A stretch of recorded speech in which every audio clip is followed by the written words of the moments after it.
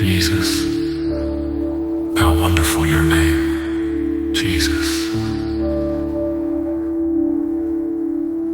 Through him all things were made. Without him nothing was made that has been made. In the beginning was the Word, and the Word was with God, and the Word was God.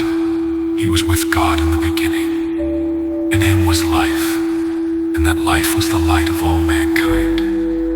The light shines in the darkness, and the darkness has not overcome it. There was a man sent from God whose name was John. He came as a witness to testify concerning that light, so that through him all might believe.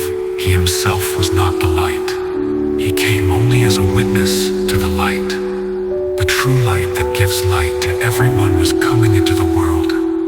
He was in the world, and though the world was made through him, the world did not recognize him. He came to that which was his own, but his own did not receive him. Yet to all who did receive him, to those who believed in his name, he gave the right to become children of God. Children born not of natural descent, nor of human decision or a husband's will, but born of God. The Word became flesh and made his dwelling among us. We have seen his glory, the glory of the one and only Son, who came from the Father,